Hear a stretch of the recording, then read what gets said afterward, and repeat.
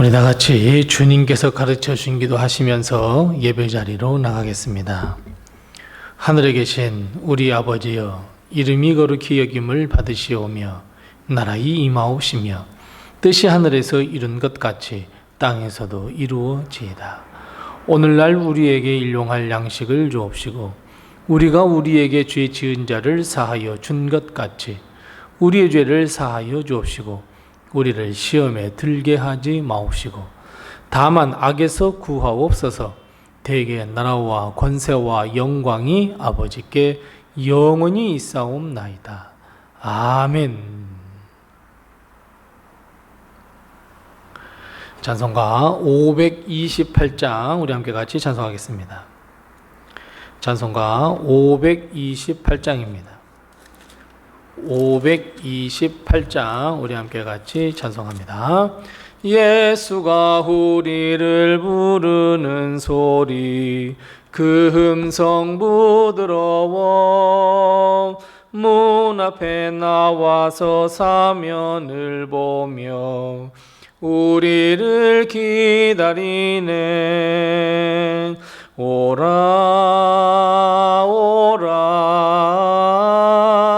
방황치 말고 오라. 죄 있는 자들아 이리로 오라. 주 예수 앞에 오라. 간절히 오라고 부르실 때에 우리는 지체하랴. 주님의 은혜를 왜 아니 받고 못 들은 채 하려나.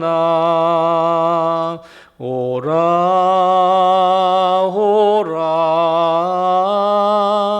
방황치 말고 오라. 죄 있는 자들아 이리로 오라. 주 예수 앞에 오라. 세월이 살같이 빠르게 지나 쾌락이 끝이 나고 사망의 그늘이 너와 내 앞에 돌리며 가리우네. 오라 오라 방황치 말고 오라. 죄 있는 자들아 이리로 오라. 주 예수 앞에 오라.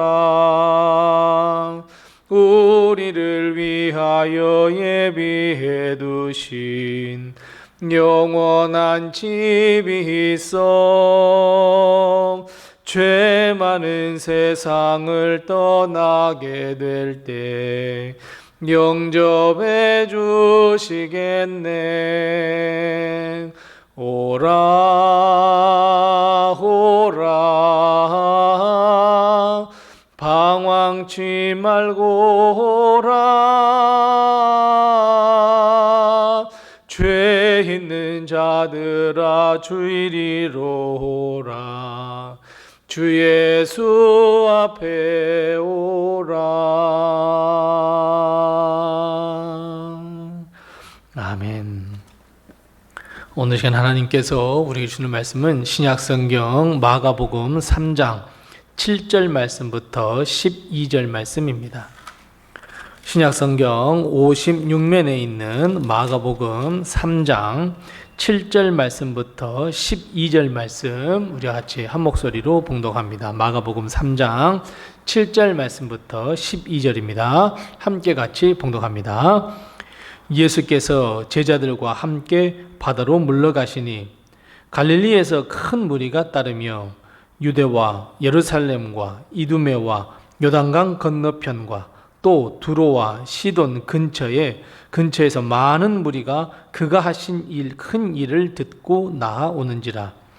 예수께서 무리가 애워싸 미는 것을 피하기 위하여 작은 배를 대기하도록 제자들에게 명하셨으니 이는 많은 사람을 고치셨으므로 병으로 고생하는 자들이 예수를 만지고자 하여 몰려왔음이더라. 더러운 귀신들도 어느 때든지 예수를 보면 그 앞에 엎드려 부르짖어 이르되 당신은 하나님의 아들이니이다 하니 예수께서 자기를 나타내지 말라고 많이 경고하시니라. 아멘. 오늘 하루도 하나님의 축복과 은혜가 우리 교회와 성도님들의 가정에 늘 충만하시기 바랍니다. 요즘 덕후라고 하는 말이 유행이고 실제로 많은 사람이 덕후가 되곤 합니다. 원래 덕후라는 말은 부정적인 말이었습니다. 그냥 원래 집 안에만 틀어박혀서 취미생활만 하는 사람, 사회성이 부족한 사람이라는 뜻을 가졌는데 요즘은 언어의 순기능이 발휘돼서 현재는 이런 말로 쓰입니다. 어떤 분야에 몰두해서 전문가 이상의 열정과 흥미를 가지는 아주 긍정적인 말로 바뀌어 버렸습니다. 그런데 여러분, 이런 덕후가 되기 위해서 아주 중요한 요소가 무엇인 줄 아십니까? 맞습니다. 덕후가 되기 위해서는 아랑곳하지 않는다라는 특징이 있습니다. 다른 사람이 뭐라고 하든 다른 사람이 그것에 대해서 어떤 평가를 내리듯 아랑곳하지 않고 자기가 좋아하는 일에 열중한다는 의미, 바로 그것이 덕후입니다. 그런 의미에서 볼 때 여러분, 우리는 예수님을 덕후하는 사람들 아닐까요? 누가 뭐라든 간에 예수님을 사랑하고 주님의 말씀이라면 의심 없이 믿으며 주님이 하라는 명령에 어떻게든지 순종하려는 우리는 바로 예수님을 덕후하는 사람들입니다. 이런 모습은 성경 어디서든지 쉽게 찾아볼 수 있습니다. 그 중에서도 오늘 본문 말씀은 예수님을 덕후했던 사람이 얼마나 많았는지 단적으로 보여주는 말씀입니다. 예수님이 어디로 가시든지 예수님이 오셨다 하면 수많은 사람이 몰려왔습니다. 오늘 본문 7절과 8절 말씀에 보면 큰 무리가 주님을 만나기 위해서 여러 곳, 유대 온 땅, 예루살렘, 이두메, 요단강 건너편에서도, 그리고 두로와 시돈에서도 그 근처에 사는 사람들도 주님을 찾아왔다 말씀하고 있습니다. 뿐만 아니라 예수님은 이들이 너무 많이 모여서 예수님을 에워싸고 서로 밀치고 다치는 것을 방지하기 위하여 작은 배도 준비하라 여기에 이르렀습니다. 그 정도로 많은 사람들이 모였는데 사실 이들이 주님께 나온 것은 덕후가 되지 않고서는 불가능한 일이었습니다. 물론 많은 사람들을 고쳐주셨기 때문에 병으로 고생하는 자들이 그저 예수님을 만져보고자, 만지기만 하면 고침을 받을 거야, 치료를 받고자 모였지만 사실 여러분, 이 사람들이 주님께 나온다는 것은 절대로 쉬운 일이 아니었습니다. 결단이 반드시 필요했습니다.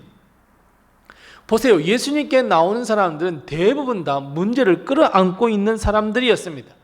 영육간에 건강하지 못하여 질병을 가진 사람들이었습니다. 심지어 자기 자신의 힘으로는 도저히 주님 앞에 나오는 것이 어려운 자들도 있었습니다. 그래서 여러분, 내가 일어나 예수님을 만나러 가야겠다라고 하는 스스로 결단 자체가 사실 어려운 사람들이었습니다. 뿐만 아니라 이 사람들이 주님께 가겠다라고 하는 마음을 먹는다고 해도 스스로 움직여서 주님께 간다는 것은 매우 어려운 일이었습니다.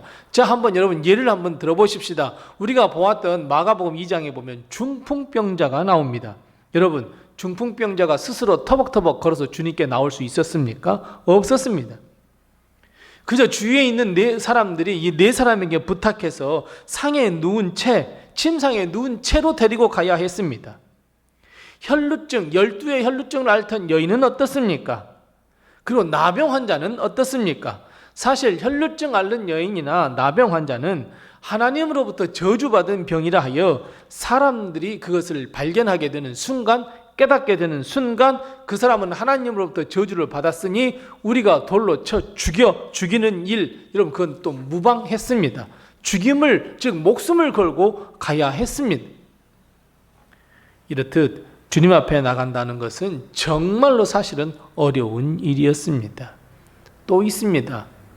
사람들의 손가락질과 비아냥거림입니다.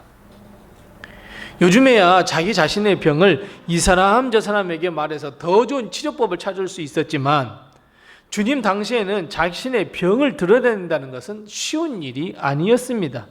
왜냐하면 대부분의 병이 하나님으로부터 벌을 받아서 병을 얻었다, 사람들은 그렇게 생각했기 때문입니다.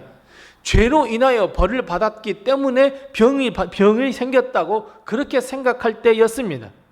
그러면 여러분, 병든 사람들이 예수님을 만나러 가겠다고 한다면 어떻겠습니까? 저 죄인이, 저 사람이 아이고 저렇게 손가락질하고 비아냥거렸습니다. 또 있습니다. 어제 은혜를 나눴던 것처럼 예수님을 죽이고자 바리새인들과 헤롯 당원들이 손을 잡았습니다. 정치적, 사회적 환경이 주님께 나가는 것을 호락호락 그냥 관두질 않았습니다. 하지만 예수님을 덕후하는 이 사람들은 아랑곳하지 않았습니다. 왜 그랬을까요? 그래요. 길은 하나밖에 없었기 때문에 그렇습니다. 치유받고 치료받는 길은 예수님을 만나거나 그저 예수님의 옷자락에 손을 대거나 예수님을 만나야 했기 때문이었습니다. 그래서 그들은 그 어떤 것에도 그 누구에게도 아랑곳하지 않고 주님께 나갈 수 있었고 주님을 만나 기도 응답을 받고 치료와 치유를 받을 수 있었습니다. 그렇다면 사랑하는 성도 여러분, 우리는 주님의 참된 주님의 제자일까요? 우리는 정말로 진심으로 예수님을 덕후하는 자들일까요? 그렇다면 여러분, 예수님을 믿고 주님 앞에 나오는 것에 모든 방임을 아랑곳하지 않고 주님께 나오셔야 합니다.